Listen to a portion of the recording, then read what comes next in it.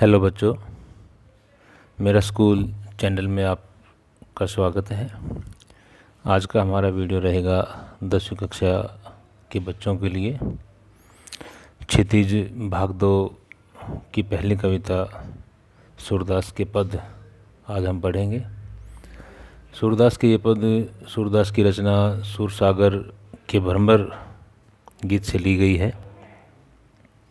श्री कृष्ण जब मथुरा चला जाते हैं, वहाँ राजा बन जाते हैं, तो गोपियों की विरह भावना को शांत करने के लिए वो उद्धव को निर्गुण ब्रह्म एवं योग का संदेश देकर भेजते हैं और कहते हैं कि वो ये संदेश गोपियों को सुनाए ताकि उनका मेरे प्रति प्रेम और विरह कम हो सके।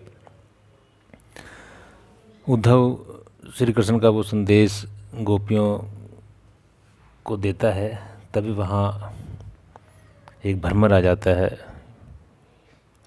वहीं से भ्रमर गीत शुरू होता है। उसी भ्रमर के बहाने, उसी भ्रमर को ध्यान में रखते हुए या उसी के बहाने गोपियाँ उद्धव पर व्यंग करती हैं और वहीं से हमारा पहला पद शुरू होता है।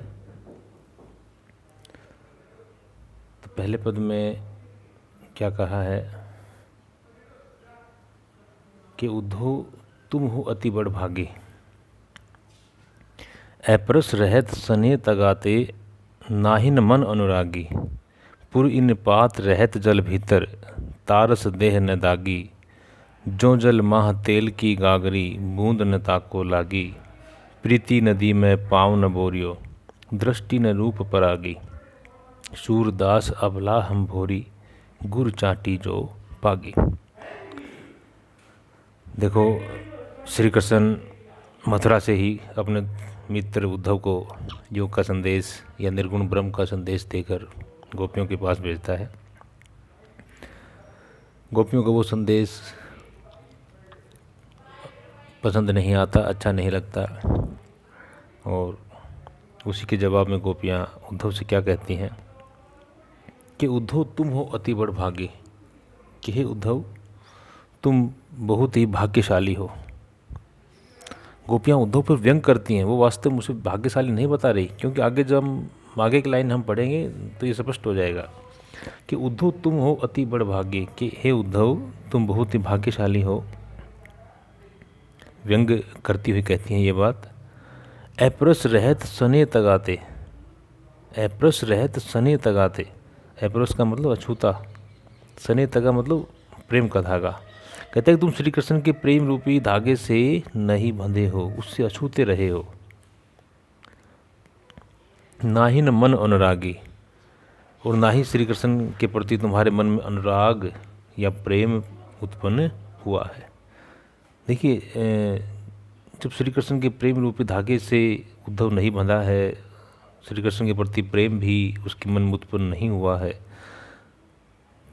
तो वो भाग्यशाली कैसे हो सकता है।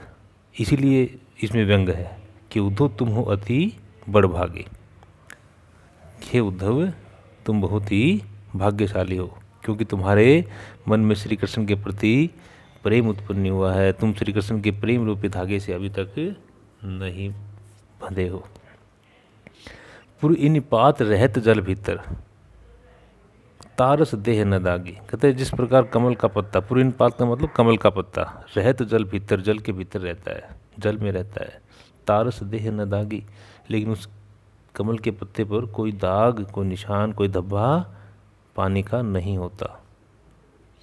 जो जल माह तेल की गागरी, जो जल माह तेल की गागरी, कहते हैं तेल से सना हुआ कोई घड़ा जिस पे बाहर से तेल लगा हो, उसको अगर जल में डुबोया जाए, बूंद न ताको लागी, तो उस पर एक भी बूंद न पानी की नहीं ठहरती।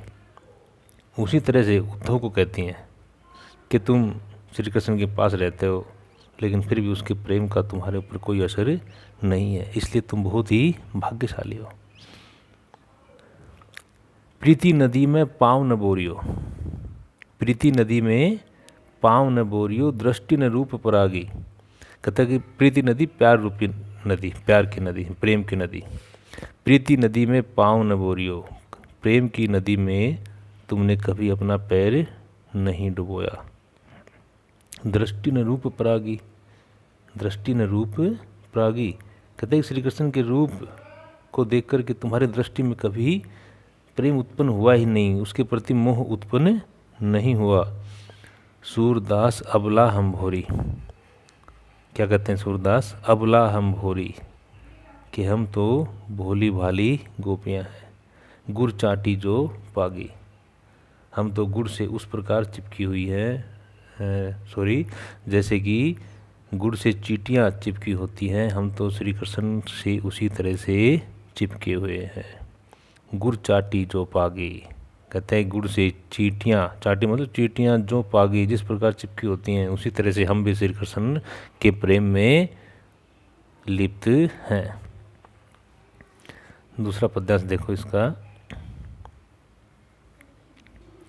मन की मन ही मांझ रही, कहिए जाय कौन पे उद्धो नाही परत कही।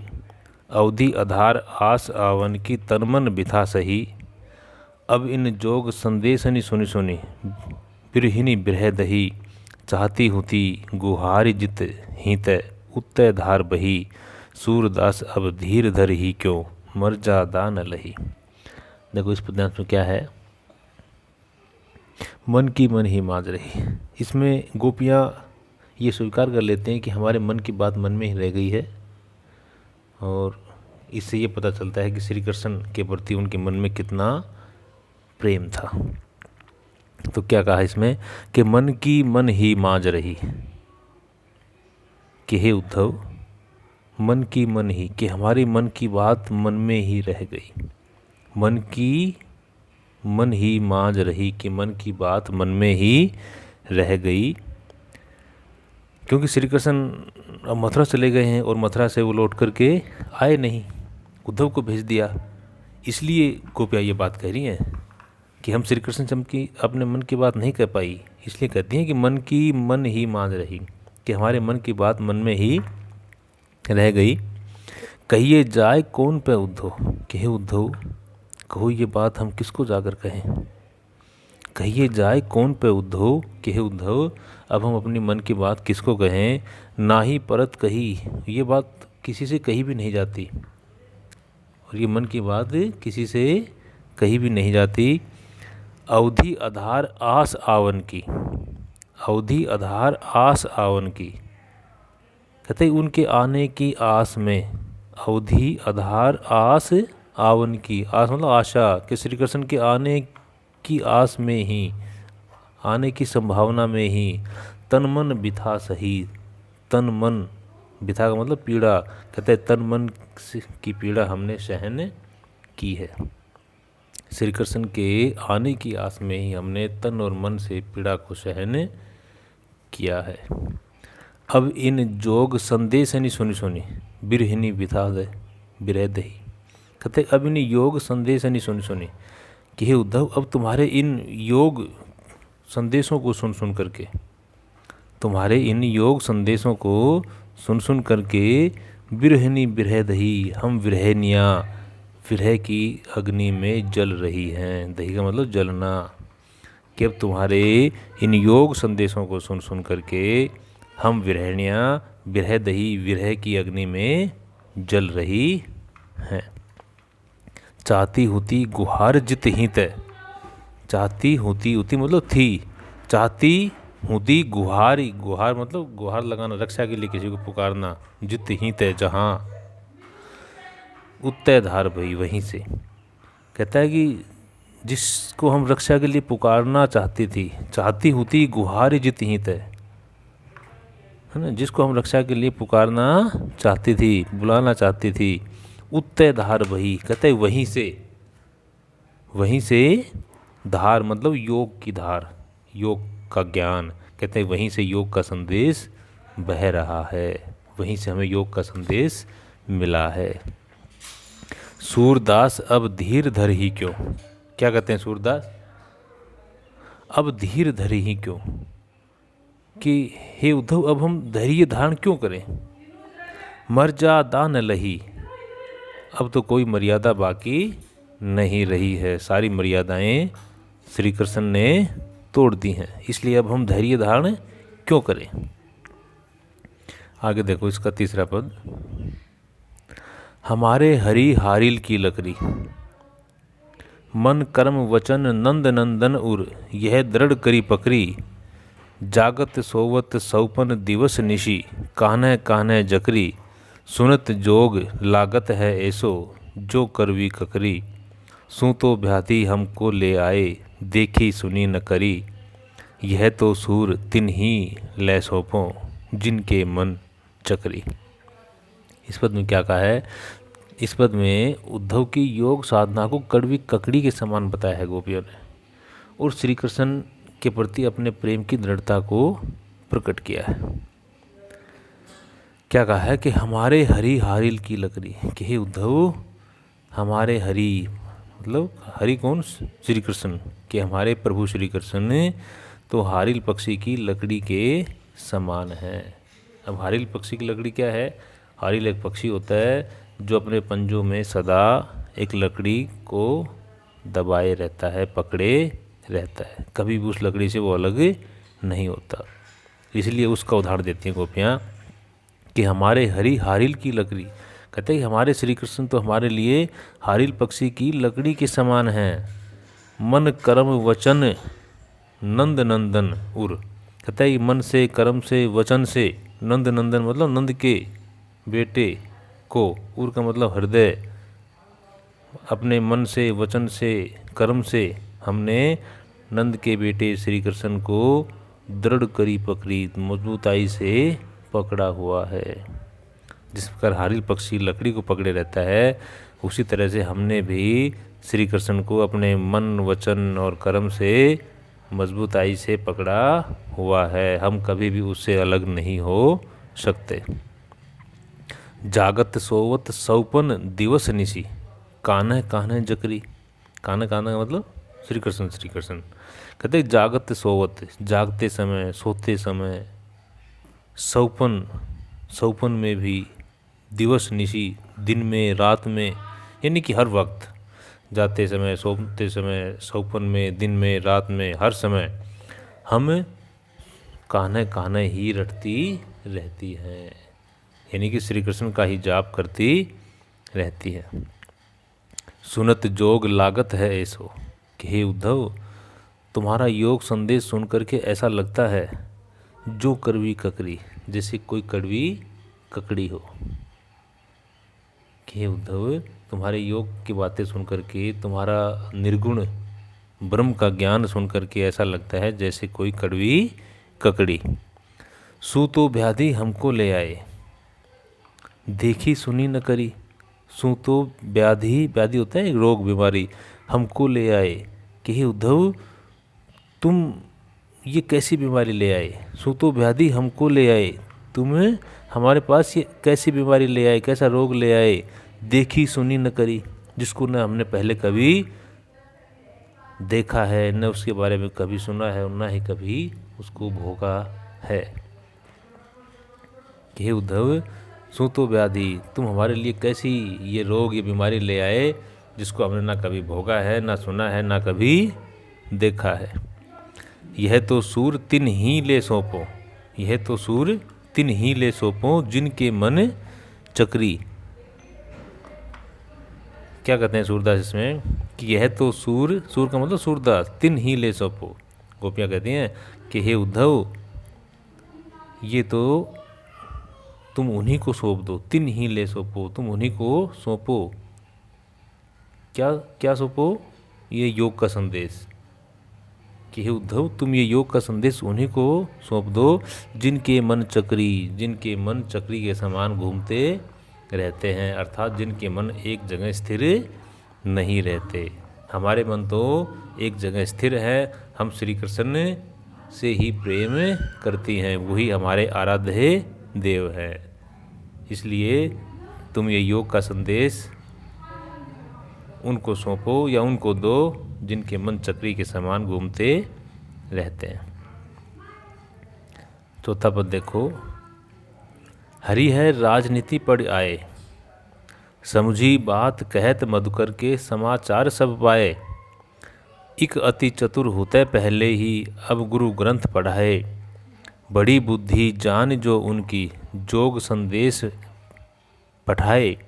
उद्धव भले लोग आगे के पर हित डोलत धाए, अब अपने मन फेर पाइए चलत जो होते चुराए। ते क्यों अनीति करे आपुन जे और अनीति छुड़ाए, राज धर्म तो यह सूर जो प्रजा जाई न सताए। देखो इस पद में क्या है, इस पद में गोपियाँ उद्धव को ताना मारती हैं कि श्री कृष्ण ने राजनीति पढ़ ली है। ठीक है, वो प्रजा के प्रति अपना धर्म भी भूल गए हैं।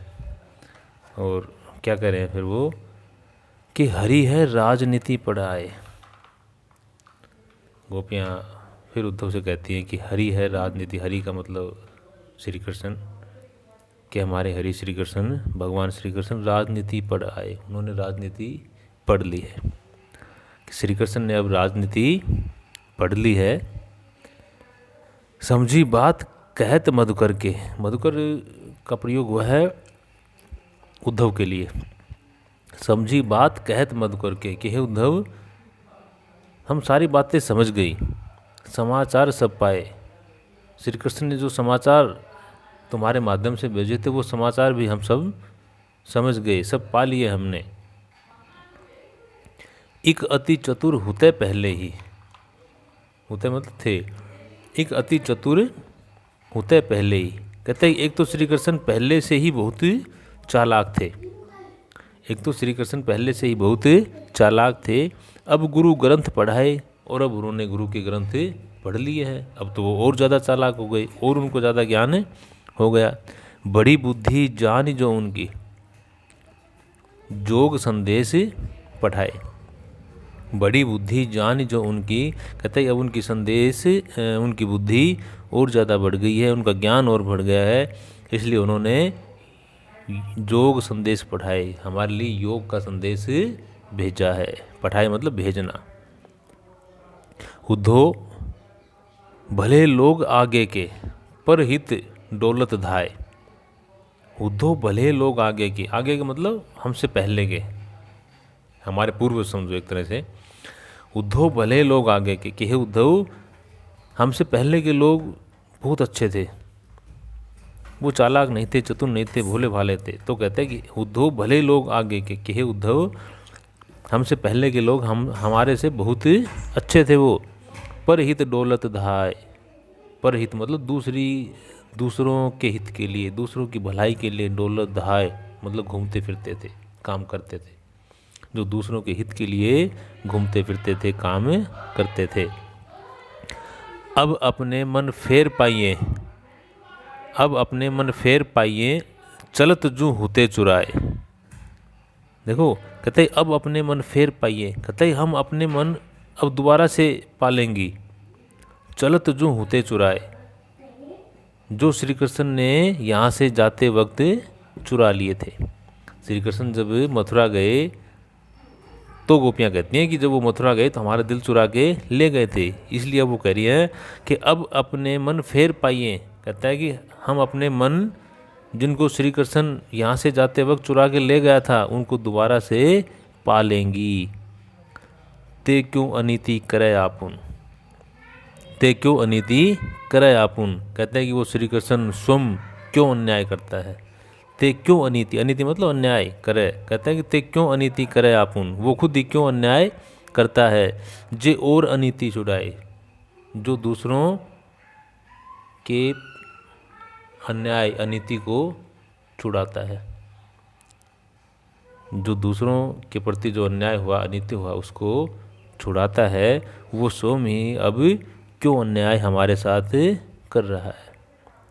राज धर्म तो यह सूर जो प्रजा जाई न सताई, कहते राज धर्म तो यह सूर जो प्रजा न जाही सताए।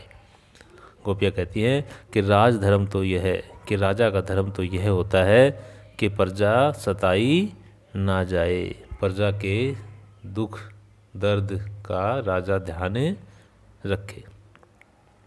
तो इस प्रकार अपनी ये सूरदास के पदों की व्याख्या पूरी होती है। और इससे आगे की जो कविता